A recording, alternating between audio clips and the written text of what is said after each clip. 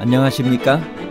인생의 복잡한 문제들을 말씀으로 단칼에 해결해주는 김종근 목사의 쾌도 남마입니다.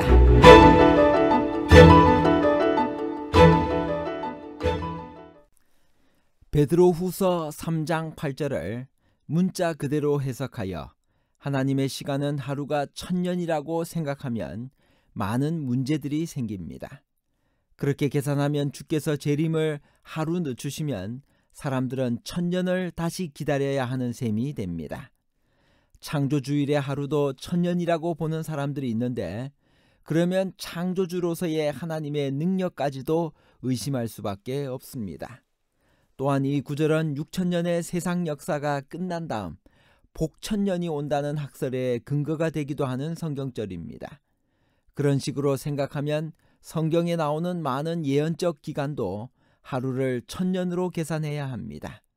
그러나 그렇게 되면 연대 계산에 일대 혼란이 이르러오게 됩니다. 정말 하나님의 시간은 하루가 1000년인가요? 하나님의 영원한 시간은 유한한 인간의 시간으로 측량하거나 헤아릴 수 있나요? 아니면 인간의 유한한 시간은 아무리 길다 하더라도 하나님 앞에서는 순간에 불과한가요? 유한한 인간의 시간과 하나님의 영원한 시간에 관한 복잡한 문제를 하나님 말씀의 가르침으로 명쾌하게 해결해 드리겠습니다. 베드로후서 3장의 첫 부분에서 베드로는 베드로전서와 후서를 쓰는 이유에 대해 언급합니다. 서신의 목적은 무엇인가요? 베드로후서 3장 1절 2절. 사랑하는 자들아, 내가 이제 이 둘째 편지를 너희에게 써노니 이 두 편지로 너희의 진실한 마음을 일깨워 생각나게 하여 곧 거룩한 선지자들이 예언한 말씀과 주 되신 구주께서 너희의 사도들로 말미암아 명하신 것을 기억하게 하려 하노라. 이 두 편지의 목적은 첫째로 진실한 마음을 일깨워 생각하게 하며, 둘째로는 거룩한 선지자의 예언한 말씀과 주 되신 구주께서 사도들로 말미암아 명하신 것을 기억하게 하려 함이었습니다. 말세에 어떤 사람들이 나타날 것인가요? 그들은 무엇을 조롱하나요? 그들이 일부러 잊으려고 하는 진실은 무엇인가요? 베드로후서 3장 3절. 먼저 이것을 알지니 말세에 조롱하는 자들이 와서 자기의 정욕을 따라 행하며 조롱하며 이르되 주께서 강림하신다는 약속이 어디 있느냐? 조상들이 잔 후로부터 만물이 처음 창조될 때와 같이 그냥 있다 하니. 베드로후서 3장의 두 번째 부분은 기롱하는 자들이 제기한 재림의 지연에 대한 문제입니다. 그들은 만물이 변함없이 그대로 있고 특별한 징조도 없는데 재림의 약속을 어떻게 믿을 수 있느냐고 묻습니다. 그러나 그들은 그들이 변함없다고 주장한 그 만물이 하나님에 의해 창조되었고 창조주에 의해 순식간에 마지막이 올 수 있다는 것을 일부러 잊으려 합니다. 재림이 확실하다는 것을 증명하기 위하여 베드로는 무슨 예를 들고 있나요? 베드로후서 3장 6절. 이로 말미암아 이때의 세상은 물이 넘침으로 멸망하였을 때. 여기서 베드로는 홍수 전 세계의 악한 주민들과 그들의 운명을 언급하고 있습니다. 재림의 지연에 대한 베드로의 대답은 무엇인가요? 베드로후서 3장 8절에서 9절. 사랑하는 자들아, 주께는 하루가 1000년 같고 1000년이 하루 같다는 이 한 가지를 잊지 말라. 주의 약속은 어떤 이들이 더디다고 생각하는 것 같이 더딘 것이 아니라 오직 주께서는 너희를 대하여 오래 참으사 아무도 멸망하지 아니하고 다 회개하기에 이르기를 원하시느니라. 왜 예수께서 재림하시는 일이 지연되는가 하는 문제는 오늘날의 교회에서도 시급히 답변해야 할 중요한 문제입니다. 이 심각한 초기 교회의 문제를 베드로는 어떻게 해결했을까요? 먼저 베드로는 노아 홍수 때 물에 넘침으로 세상이 멸망한 것이 확실한 것처럼 예수님의 재림 시에 이 세상이 불로 멸망할 것도 확실하다고 말하여 재림의 확실함을 선포합니다. 그러고는 재림의 시간을 정하기를 좋아하는 사람들에게 인간의 유한한 시간으로 하나님의 시간을 측량하지 말라고 권면합니다. 베드로는 재림이 지연되는 이유를 설명하면서 사랑하는 자들아, 주께는 하루가 1000년 같고 1000년이 하루 같은 이 한 가지를 잊지 말라고 베드로후서 3장 8절에서 권면하고 있습니다. 무슨 뜻으로 한 말씀일까요? 성경의 올바른 해석을 위해서는 왜 이 말씀을 하게 되었는지 먼저 문맥상의 배경을 살펴보아야 합니다.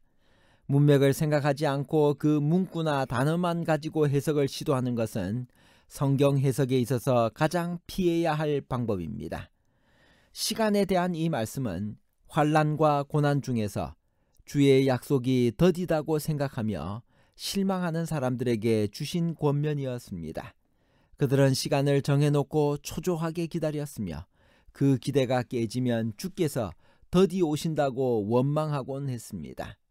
베드로는 여기서 그들에게 하나님의 시간은 인간의 시간으로 측량할 수도 잴 수도 없는 것임을 말하고 있습니다.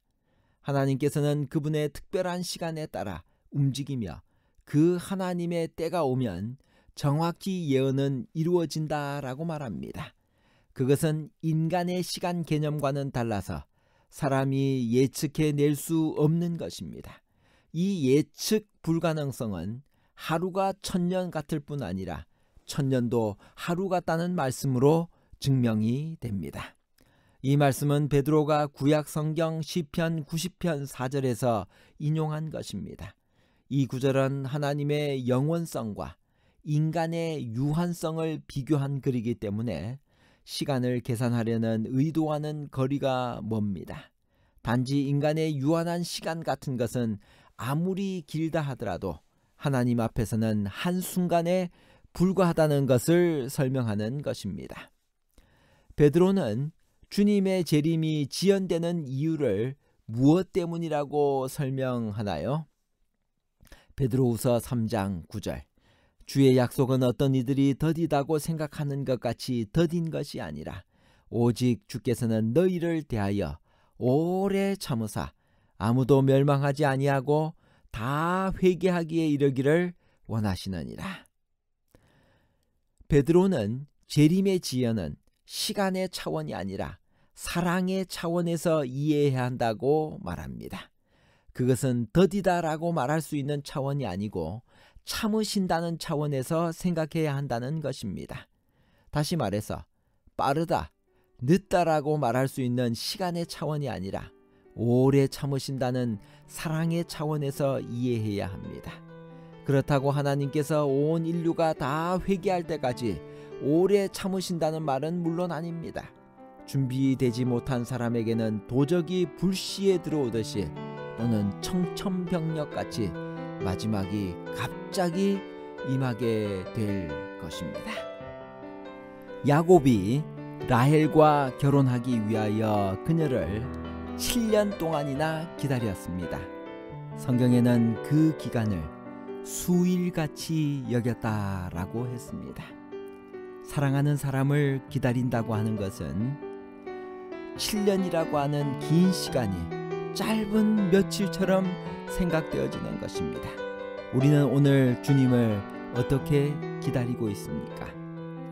그분을 진정으로 만나기 위하여 시간을 1분 1초 재는 그런 시간적 개념이 아닌 사랑의 개념을 가지고 우리를 오랫동안 참으시고 회개하고 돌아오기를 바라시며 성화된 삶을 살기를 바라시는 그 아버지의 심정으로 오늘도 기다리고 계신 그분을 사랑하는 마음으로 오늘 그분께 다시 돌아가야 하지 않겠습니까?